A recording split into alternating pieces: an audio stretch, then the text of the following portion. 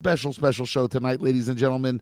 It is an honor, it is a pleasure to have one of my oldest friends who is a incredibly talented bass player and musician, and he's done lots of other things besides that. I want to welcome Rabbi Joey Friedman, ladies and gentlemen. Welcome. Happy Veterans Day in America. That's right. Happy Veterans Day. It is Veterans Day in America. And let's start off with a question for our audience. I'm going to want to see if anybody comes in with a chat. What's the difference between Veterans Day and Memorial Day? Actually, it's a very simple question, very simple answer, which Joey told. Better trivia question is what was Veterans Day originally called? Oh, I don't even know that. What was Veterans Day originally called? That's for. I will send you guys a free album download. No more CDs. You know, I threw out 8,000 CDs last May. Oh, yeah. I had to get a clutter company to come and take them away. Because you can't throw them out because of the recycling issue. They have to take care of it. Oh, yeah. So we want to say hello to Short Studios is coming in. Of course, I don't see any answer from what is the difference between Veterans Day and Memorial Day, and what was the original name of Veterans Day. So we have a lot to talk about tonight. Can I give you a hint? Yes, go ahead.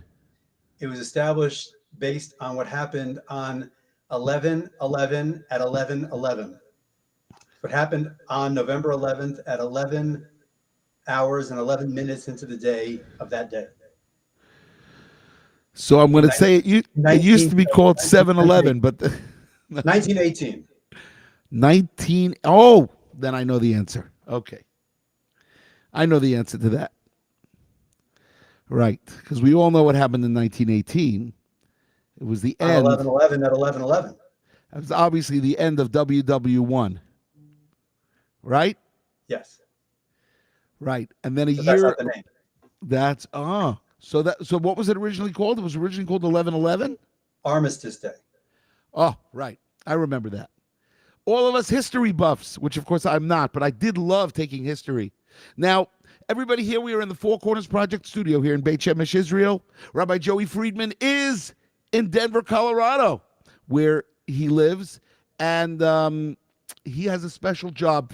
Before we get to Shlock Rock, Kesher, and all the musical stuff, tell the audience what you do now, and then we will work from the back to the front to get you to today's time. All right. Well, it's a long, dramatic story, but I currently serve as the wing chaplain for the 140th Wing of the Colorado Air National Guard, United States Air Force. Unbelievable. So that means you are a chaplain in the U.S. Air Force. Correct. And that's amazing. But you and I discussed at great length, should I be wearing my uniform now or not, especially Veterans Day, but I'm at home. I'm off for Veterans Day, so I'm not wearing my uniform. Right. And we did discuss that, but I am wearing my uniform. It's Buffalo Sabres night here in Israel. Buffalo Sabres night. This is the Jack Eichel jersey. He was just traded to Las Vegas because they wouldn't let him have a neck operation with a plastic implant. So you were going to wear an Avalanche jersey in my honor? I could. I love those jerseys. I have 3 Avalanche jerseys, by the way. Or Canadians? And I thought about Canadians for you. Calais Makar. I have a Calais Makar jersey. I have a Landeskog jersey, and I have a Rantanen jersey for Colorado. And for the Canadians, I have a Shea Weber jersey, and I can't remember. The others might not have numbers and names on the back. So Short Studio says, thank you for your service. Coming in. My honor. Biggest Very honor. nice. That's a great thing. And also, Judy Hertzfeld, our associate producer from Clifton, New Jersey, has chirped in to give us a double thumbs up. Okay, so let's start, Joey, because you were really at the beginning of my musical career, and it goes back to we met, I'm going to say 1983, maybe 82. Might be 80. It was 83. Yeah. You were learning at Nair Israel in Baltimore. Correct. And I didn't even meet you in the beginning in Kew Gardens. You actually lived 3 blocks from me. Correct. So you But davened in the big shul, Adasi Shur, in the modern Orthodox shul there in town, and I davened with my father at primarily at one of the shtibels in town. So our yes, paths never crossed. I was in a different kind of a world of Kew Gardens than you were. that's right. But then I went to Baltimore region, to Atlantic Seaboard region, NCSY, to play, and you played bass with us. Well, the backstory there was I had been asked at that time. I think it still is the case. NCSY had a summer camp for boys housed at Ner Israel, and a guy who later became the New York regional director, Jeff Greenfield, he came to me, and Greenberg, he came to me and asked me if I would run the camp with him. So I said, sure, it sounds like a lot of fun. He said, well, you don't know anything about NCSY. I need you to go to a Shabbaton and just see what it is that they are. Right. I said, fine, I've never been to NCSY before. So he sends me to Beth Tfilah to this spring regional convention for juniors. And that was it. I spent Shabbos there. You were there with Shemesh. I was there with the Shemesh Orchestra. Yes, it was. So it was you, Tzvi. You weren't Kesha yet. I don't think. No, but we weren't Shemesh either because But Avi Feinberg was the drummer for Shemesh, right? Right. Avi Feinberg was the drummer for Shemesh, and I don't think we ever were Shemesh when as Shemesh I only played New York region. Got it. But So then again, maybe I did in the beginning. Maybe that first year. Oliver Shalom, who was the regional director, he comes over to me on Friday and says, "Hey, you play bass, right?" I said, "Yeah." He goes, "So maybe you go play with the band." So I didn't have my bass with me. So he actually sent someone back to the yeshiva to get my bass, which we really didn't get until Saturday night. And I sat in with you guys to play Havdalah and all that. And then, as you recall, they dismissed the kids, and we played until 3 a.m. Yes. It was We had the epic greatest. all-nighter. One of the greatest times was the jam sessions that we used to have on Saturday night after the Shabbaton was over with me and you and Chaim Katz and Chucky Epstein and Eitan G. Eitan G, of course Eitan G. And what about the other boys, those two small boys? Now they're big, of course. Can't remember their names. Oh well. Matt. One was Matt. All right. Whatever. Okay, so this is funny. I got to interject here real quick. So this is a Kesher story, very, very funny story. So and it's one of the reasons why I failed so miserably as a pulpit rabbi. I am horrible with names. I'll never forget faces, but I'm horrible with names. So we put out the first Kesher album, and we're hawking them at every Shabbaton we go to. And Right. Lenny's selling them, I'm selling, we're all selling them, and all the kids are coming over to us and asking us to sign them for them. So, you just spent the whole weekend with these kids, and you think like they all assume that your entire focus was on them, and you know them, and you remember them. I don't remember any of them. So Lenny would follow around, and whenever a kid was talking to me, he'd get behind the kid and mouth the name to me because I could never remember their names. And I was Right. So sometimes I actually have seen someone showed me an album where I wrote, "Hey dude, play it till it breaks." Right. I was being so cool. I didn't remember his name. That was a very cool. Once I said, "Remind me how you spell your name," he goes, B-O-B. Bob. Oh yeah, I did that once. I meant your second name.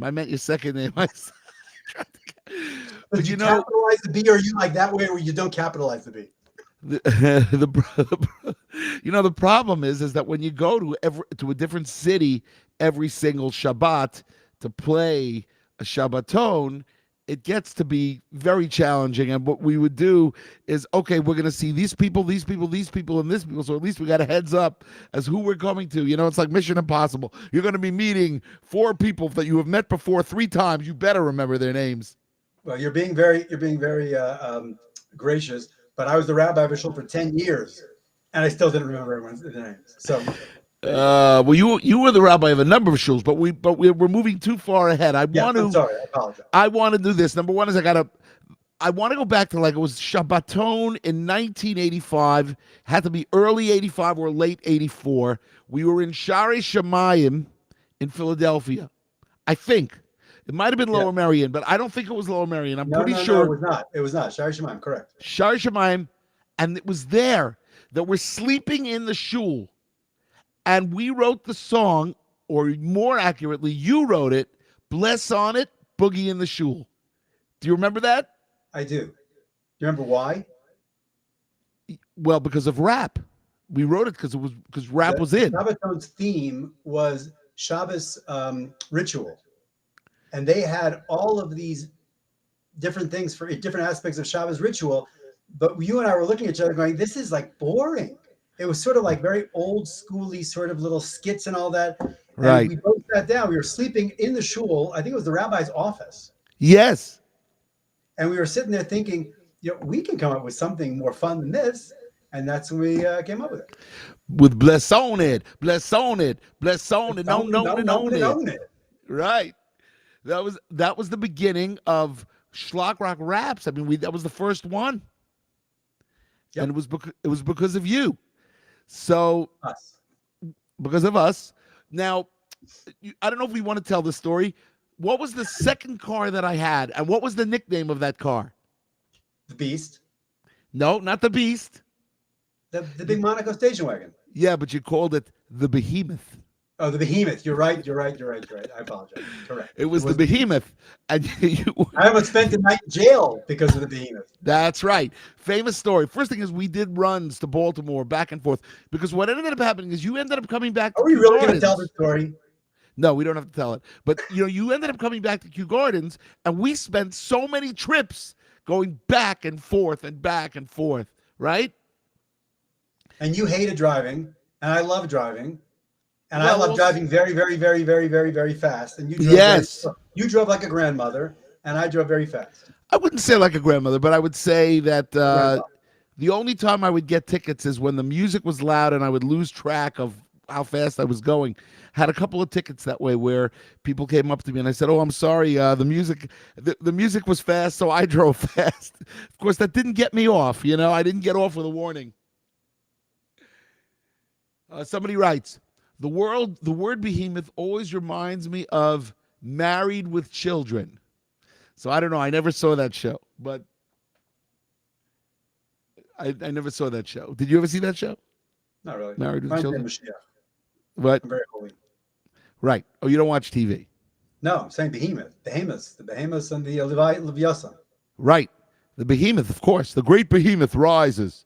Anyway, okay. So we had lots of great trips going back and forth, and of course in studio I joined up with Zvi Pill. You came along as the bass player.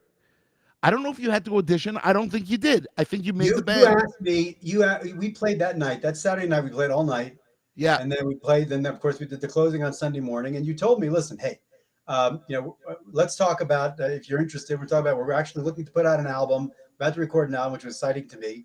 And I told you I had written some songs, and you said, let me come over to my house. And that was the first time I entered the Solomon Chateau. Wow. And I sat with you, and I went through some of my stuff, and you played me some of your stuff, and we started talking, and you said, I think we want John. Yeah, because the thing was is that you had creativity to you. You had tremendous amount of creativity, and you also had a tremendous amount of drive. Drive meaning the bass. For people out there who are listening and trying to understand, the bass drives the band. The drummer is the foundation of the band, but the bass drives the band. And how the bass plays. Bass drives the drummer. The bass drives the drummer. Correct. And you know who taught me that, by the way? Chucky Epstein. Really? Chucky Epstein, if he's listening or he's watching this, he watch said it. Something to me, which at the time I didn't understand. Do you remember whenever we used to play Eye of the Tiger / NCS Wire? So we didn't have an electric guitar 90% of the time. So what I would do is I would put my bass through a distortion pedal, and on the higher strings, so it's like the lower strings of a guitar, but the higher on the bass, I would get that opening thing. Yeah. Now, and Chucky would then come in when he was drumming instead of Tzvi. So he would come in and he would do a disco beat. Right. Instead of a bump, bump, bump. Right. And I turned to him, I said, why are you doing that? He goes, because you're doing that. and I didn't understand what he was talking about. And then, like years later, I'm listening to the Eye of the Tiger, and the bass is dum dum dum over just the ones over Over the double notes of the guitar the because sick, right? you have to be syncing with the bass. So if the That's bass is right. The doing drums something, and the that drives bass are the the song. key. That's right. Drums and the bass are the key. And the That's bass right. drives the band. And you had that rock and roll groove that I was looking for. And that was really the Kesher was a rock band, even though we call it a contemporary Hasidic top 40 band, whatever it was a rock band. We played rock with Hebrew words. Um, and you fit perfectly into that. So once me, you, Tzvi Pill, we go into the studio on Nostrand Avenue to do Kesher 1. Kesher 1 was arranged by Nachman Klein, as you had told me off the air, which I probably wouldn't have mentioned. And it was a pretty, let's call it a run-of-the-mill mainstream album with mainstream arrangements, kind of right up there with the Miami Boys Choir and Jep and Kosalonica. You had a lot. You didn't really have much rock. We had Hit Me With Your Best Shot on it, Yep. First official Shlock Rock song. right? And what else did But we but have? It what was was, but I, rocky. but I but I but I will say this: what was unique about that album, and I think that's what stood out, were the 3-part harmonies. Didn't have a lot of that going on. Right. And that we got that from Ruach, because Ruach was brilliant at harmony. And that was one of the things that you taught me. You taught me a number of things when I was getting into the business. Number one was the importance of arrangements, of playing the song the same way each time, not the same way meaning the same way, but knowing what was going to happen in each section as opposed to winging it. You taught me that, and then I think together the harmonies that we did with Svi singing lead and the two of us doing harmony were, how to be tight. The importance of being tight and sounding, and that was one of our trademarks. Kesha's trademark was harmonies. Right. I don't remember Ruach's harmonies. What I think was unique, and this is not a self what's it called, a mutual admiration society, although we both mutually admire each other. But for those who are watching, so Lenny has a minor in music from Queens College. Right. I don't know why it wasn't a major. I think because he didn't think at the time he could make money doing it. But we would sit in the studio, and Lenny would have the arrangement, the lead line, the actual song itself written out, and he'd go, "Okay, I think we need to do low fifths. They'll be like this." And he just write it out like I scribble my name. He would just throw out this fifth. And they're, what? Because his musical knowledge is incredibly sophisticated, and I think those fifths were what made it unique. Anybody can sing high thirds, and everybody was doing thirds. I don't know that Ruach was. I don't remember people doing the low fifths the way you construct them, and that was the sound. Yeah, and I learned that from Queens College when I went to 4 years of chorus, and of course I took 2 years of sight singing where we would just read notes off the page. That was one of the reasons. That's why I always tell people, don't just teach yourself. You've got to have theory. Theory is very important.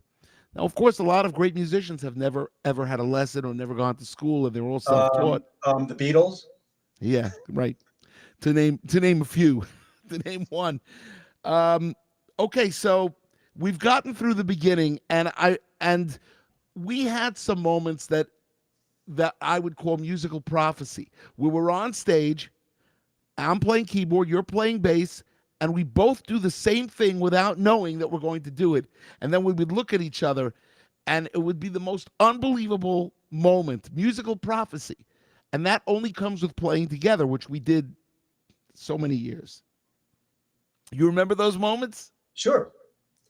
In fact, I think the first one we did, because I remember it blew my mind, was it was in Hafachta. Right. So you brought me up when I was down. Oh, yesterday. Right. We had a lot of those grooves, which we would throw in, and some of them got adapted by NCSY and went all over the world. Part of it, I think, is that we both like the same music. Like we listened to we were very much influenced by the same people. And, I think that very much sort of feeds into what we think musically. Right. We do. We Joel, do. remember Squeeze. Ah, Remember you telling Squeeze me was the best Squeeze was the band. tightest band ever. Yes, and all I do is whenever I'm on YouTube and I have a couple of minutes, which I never really have a couple of minutes, but I waste time. I watch old Squeeze performances because they're just the most amazing things to watch. There's a great concert of Squeeze in Daytona Beach that I just keep watching. Anyway, but the harmonies and yeah, we do like the same musical ideas and grooves. And 1984 comes. We put out Kesher 1. Kesher 1 is a success. We went on interviews. I think you went with me. I think you went with me to WYUR when we got interviewed by Nachum Siegel in '84. I'm pretty sure. Was it you or was it Svi Pill? I can't remember. No, I went with you. Yeah, it was like 11:30 at night. We had great experiences. You remember our what was your what is the craziest flight experience that you remember? I don't know, but this is back in the days when flying was very different than it is today. We could show up 2 minutes before a flight, get on a plane. Right. We had a couple of things. First of all, number one shtick is we didn't want to pay for our oversized baggage because I had massive guitar amps. Lenny had, of course, this massive flight case for his keyboards. You have to pay for all those things. So right. We would always just check it at the curbside. And the curbside guy, as long as you tipped them, they didn't care. And we would get all of our stuff in through all the overweight luggage through curbside. And nobody ever, only time we had a problem, remember coming home from Houston. So I don't remember the Houston trip, but I do remember us. Don't you remember we had to have one of the NCS wires come with their credit card because we had no money? Oh, I'm not going to mention her name, but it must have slipped my mind. But I'll tell you the funniest story for me was me and you. We got to go to a Kesha concert at night, and I'm not sure if the concert where it was. It might have been Forest Hills. It might have been Elizabeth. It might have been somewhere. And we were at a Shabbaton in South Bend, Indiana. I think it was South Bend. We show up to O'Hare 20 minutes before the flight. I have a 70-pound keyboard. I take $20. I slap it into a Skycab's hand. He takes the keyboard, puts it on his dolly, wheels it right to the plane. No security, nothing. And we go right on, and we made the flight. I mean, those were crazy days. That was 1984. Now, in 85, we put out Kesha 2. And Kesha 2 was your biggest album because it was really your last album with us. But I wasn't even there when it came out. No, but you were on it. Right. And by that time, so who was going to replace you? Jonathan Rimberg replaced you. Right. But you sang most of the songs. You sang lead on most of the songs. And then we had tremendous harmonies on a couple of songs that were fabulous. It's just a fabulous album. For those of you out there, you can actually get it online if you private message me or email me. I'll tell you how you can get it. It's very cheap. You can get all 3 Kesher albums for $20 as a digital download. And I have the link for you. Tremendous stuff. Now you get married, thank God, and you move to Memphis. And you have had a lot of different careers. Now you always played with us. Yeah. That was the greatest thrill of no matter how sucky things were going on when I bring Shlock Rock into wherever I was, the idea that I play with you guys was really that was my relief and my pleasure. So let's go over all your jobs because I actually wrote them down. Your first job was when you were with me in Kew Gardens. You sold computers. Correct. So I did that in 2 different companies. Yeah, right. For 2 different companies. I didn't even know that. Right. Park Place Computer Center and then Kramer Systems International and World Trade Center. Then you get married. You move to Memphis. Right. And you go into your father-in-law's jewelry business. Right. And also, and this ties into the rest of the story, I was also the chapter advisor for NCSY. Right. In Memphis, where Okay. Midwest Now, region. from there, when did you get your smicha? When did you become a rabbi? So the first 4 years I was in Memphis, because we moved back there later. I was learning weekly, regularly with the Ephraim Greenblatt, Zecher Tzaddik V'Kodesh L'Bracha. So had a regular chabrusa and we were learning together, and it was just for the sake of learning. There was no other person, but we were going through Shulchan Aruch together. So this is the author of the Shalos and Shuvas Ribos Ephraim.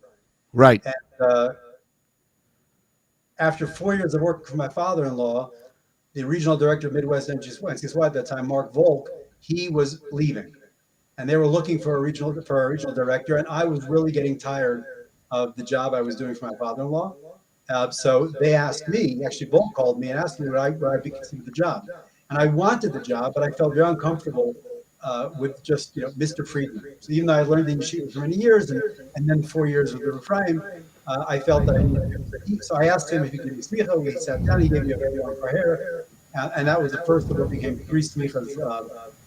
But that's a longer story. Wow. So that's when you became a rabbi. That was 1985.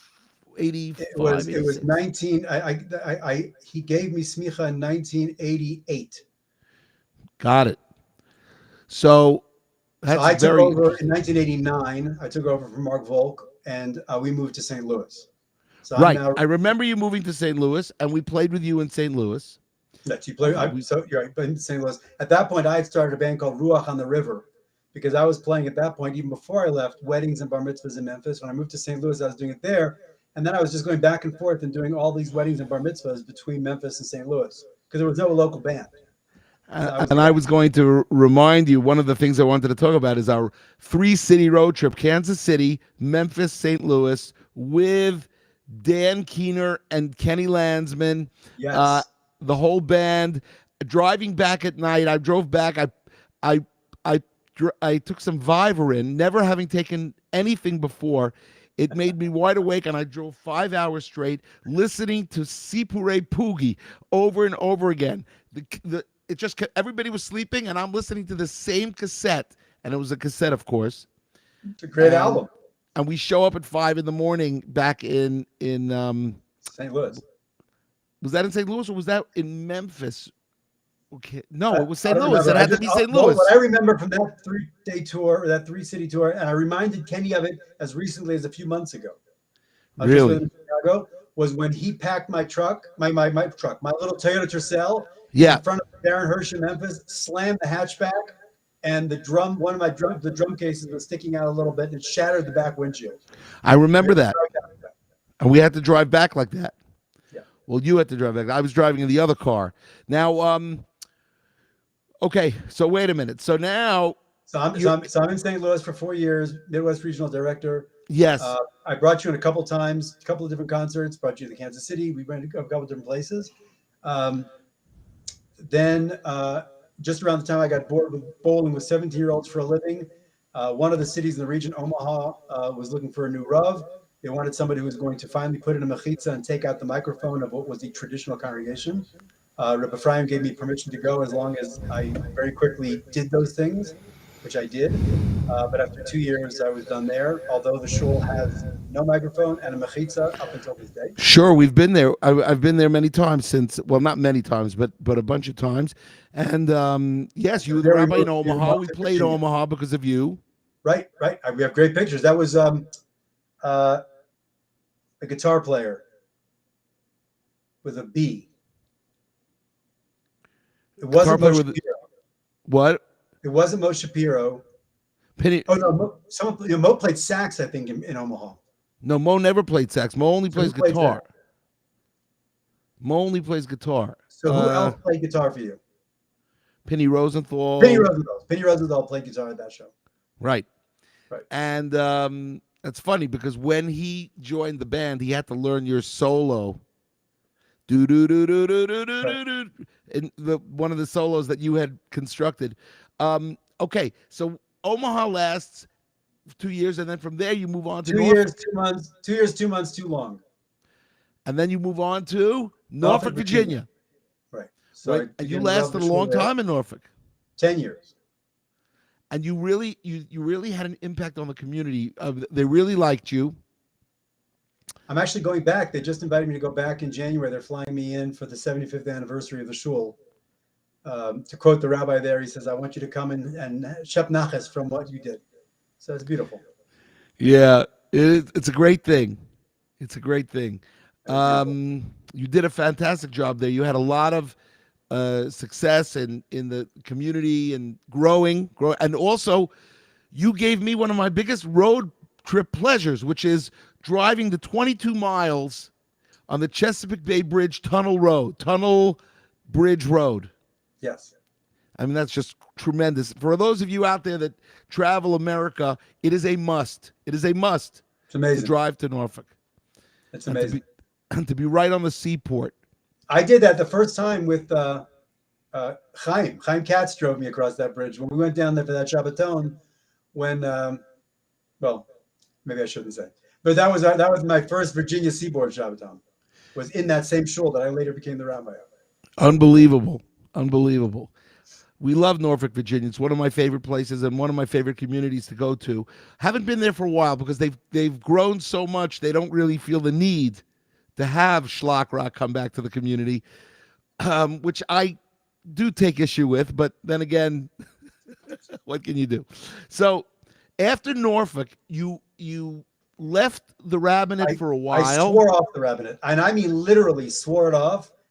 I'll jump ahead a second. I swore it off to such a degree that when I did take a shul 10 years later here in Denver, I literally, that Rosh Hashanah, Erev Rosh Hashanah, had to do Ataras Nedarim. Really? So in other words, you were so burnt out because, ladies and gentlemen, being a rabbi is a very, very difficult profession. Being a musician, some people think, oh, Lenny, being a musician, it's hard. It's not hard. It's first thing is it's music. It's creation. And I always used to look at myself as a hit and run artist, meaning you go to one city, the next city, then the next weekend you're in another city, and then another city. You don't have to invest. You don't have to invest personal energy with families, and it's not even though it's a Jewish communal services type of a job, music is a much. I mean, I think a much better profession. I think you would agree with me. I told you this before. Yesterday we were talking. If you get me started, we'll be here for hours. Don't get me started. I actually was asked. I'm sure you know Rabbi Yaakov Haber, whose son, by the way, is the Rav in Norfolk, Virginia. Rabbi Haber wants to write a book with me on Rabbanas in America. Really, like yes. a tell-all book or really more of a meaningful analysis of what the problem is, where the disconnect is. But that's not like I said, don't get me started. All I got to tell you is that right now I'm in the Air Force. The chain of command is a vertical line. So we're going to get to the Air Force in a minute. The chain of command makes a spider web look linear. Right. So we're going to get there. We have to get there. First thing is, that we've already been speaking for 33 minutes. I told you this would happen. I haven't even done any paperwork. Let me just do this paperwork. Ladies and gentlemen, if you're watching from Facebook, 4 pages, Lenny Solomon English, Lenny Solomon Hebrew, Shlock Rock page, Four Corners Project page, make sure you leave a good comment. If you're watching from YouTube, the 2 channels, Shlock Rock channel and the Four Corners Project channel, subscribe. If you're watching from Twitter, retweet at Lenny Solomon. If you're watching from LinkedIn, we love your comments on LinkedIn. Also, we have 50 days or so till the end of the year. Make sure you go to fourcornersproject.org. Keep us going with a donation to support us for the year. It's an amazing thing. We've done 153 shows. We do 120 shows a year. Plus, I'm working on 2 albums at the same time. And we really could use your support. We love it.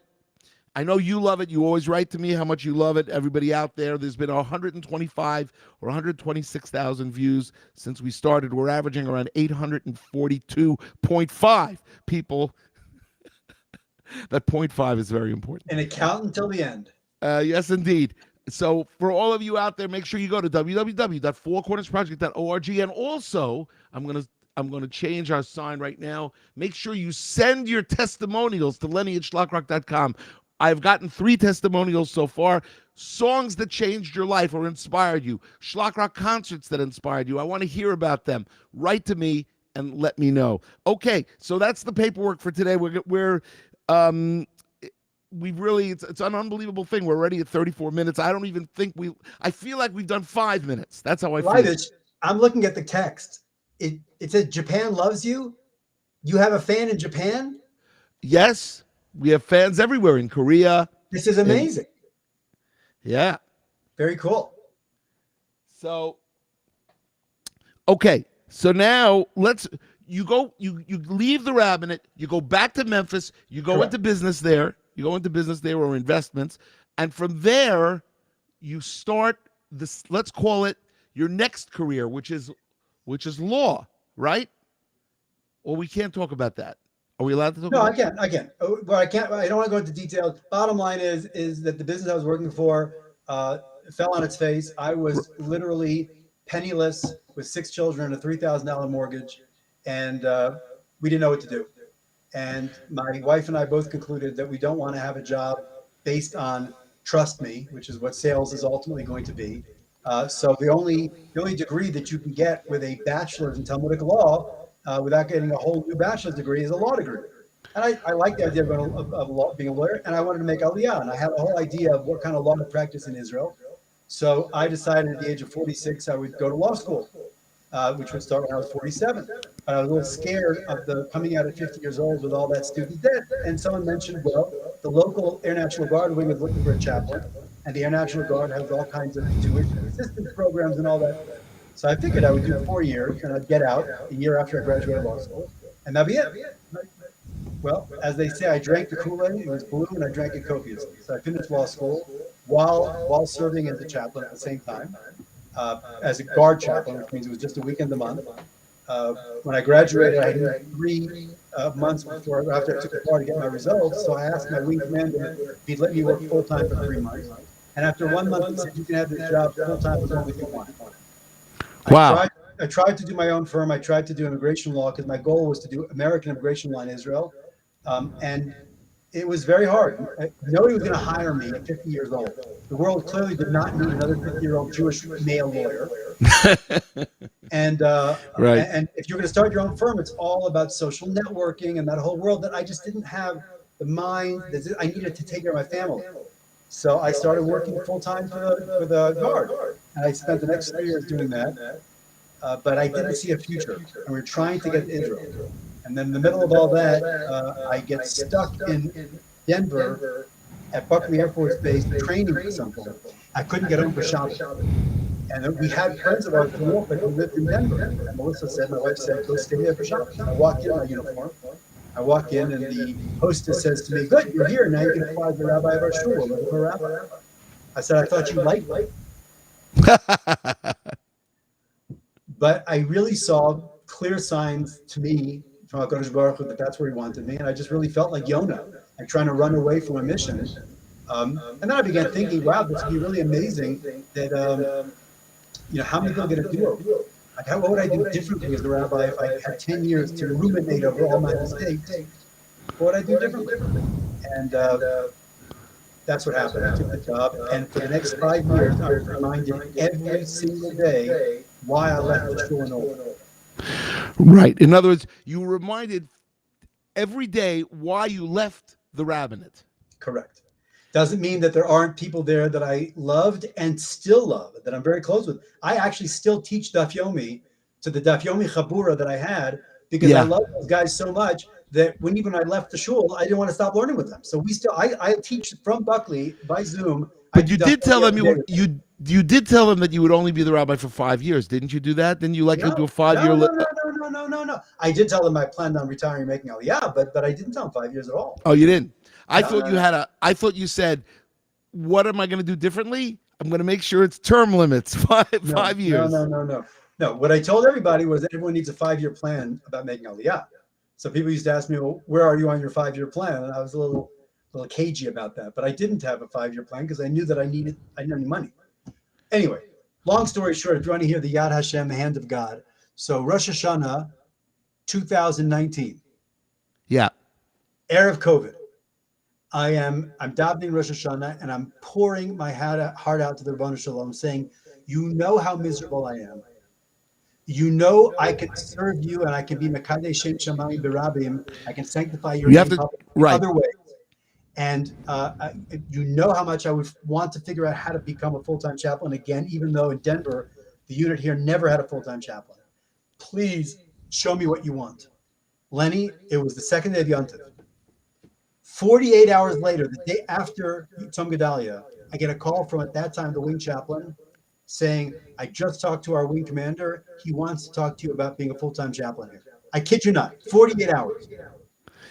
That's unbelievable. So you pour your heart out to God, takes 2 days, bada bing, bada boom. You're in a new job, new profession, but in the profession that you actually love, which is Every being minute. a chaplain. I love every day going to work. I love every day putting on that uniform. I love every day serving Right. these men and women of the Air Force who I have such respect for. And, it's really, it's incredible. Right. Bravo. Right. And most importantly, it has retirement at the end, which means that I can make Aliyah at that point and not have to think about it. Which And is while brilliant. I know that's a chisaron in my bitachon, a lacking in my faith, in that if I really had faith, I would just cut the umbilical cord now and go. I have a family to take care of, I have a wife to take care of, and that's not the plan. But, Well, I got just under 8 years to go. Well, Rav Meilach Biederman always says, that you got to do your ishtadlus, but no, it means you have to do your service. You have to put in the effort, but you know that everything is coming from God. It's not. You don't even have to think about the money part. God will take care of it, and really the proof of that is that, I have gone through 2 years of COVID, and I've still made a living, which is a miracle, while only performing 7 times before live people. Meaning I've only had, right? Who would have thought that? You'd think I'd be out in the street with an accordion, playing accordion with a little monkey and a cup, which I would have had to have invested some money in that monkey. But I never had to do that. God said, don't worry about it. I got your back, he said. And, it just flowed. And I'm not saying that I didn't have, you're not supposed to worry, but that's very hard. That's a very high level to not worry. But really, I do want to just say this, just so there's no confusion. What I share with my airmen all the time is my parents are both survivors. They both are refugees to this country. I tell them this country gave a home to my family when half the world was trying to kill them, the other half wouldn't let them in. You'll never meet anyone prouder to wear the uniform of the United States Air Force than I am. That having been said, 3 of my 6 boys made Aliyah. 3 of my 6 boys have served in the IDF, and I couldn't be prouder of them. Right. And day after I retire is the day I'm on an airplane flying to Israel. Well, all I could say is that it's a fabulous thing. Oh, Danny Block has just written in, I'll be your monkey. For me, it's not a stretch. Danny, I got to tell you, one of my greatest regrets is that I did not get to be in the band at the same time you were. We played once together in St. Louis. I have pictures. We did a show at the JCC in St. Louis, but that was literally the one and only time. Amazing talent. I know, and he's of course a dentist, and I'm actually going to be playing with him on one of the 7 shows. He's playing one of the 7 shows with us when we come into America. But we definitely have to come to Denver. We have to set it up. I think we're going to bring this interview to an end because it's 43 minutes already. I know we have 5 hours, but I think it's better for the public. We'll get more listeners or viewers if we don't go for 5 hours. But I want to tell you that, Joey, you are a member of the Shlock Rock Hall of Fame. You are an integral part of my musical career. And having you here, I was looking forward to this interview, and it lived up to what I thought it would be, which is just 2 friends schmoozing about the old days, and we didn't even get into the stories. We didn't even get, We'll have to do part 2. We'll have to do part 2, for sure. But everybody out there, I want to tell you all. Does everyone see the framed Kesher albums on the wall? There they are, and I've got them on over my viewers are looking at my left shoulder, over my right shoulder. No, my left shoulder. There it is. Kesher, the 2 Kesher albums. Kesher was a fantastic band. There were 3 Kesher albums, of course. Or let's see. I think somebody. Oh, Danny Block wrote, it was a pleasure. He wrote back. Yeah. So we are, I want to tell everybody out there, tune in next Monday for show number 154. We got shows Monday, Wednesday, and Thursday. We'll have a special guest interview next Wednesday. He's a mystery guest. I'm not going to tell you who. I'll tell you off the air, Joey. And which means it's not me. no, it's not you, because we have a schedule of I book at least a week in advance, as a great producer always does. Anyway, so everybody out there, have a Shabbat Shalom, a good Shabbos, wherever you are, and keep on shlocking. And thank a veteran for his service. That's right. Thank a veteran for their service. And it was great having you, and we will see you next Monday on Lenny Solomon Live. Over and out.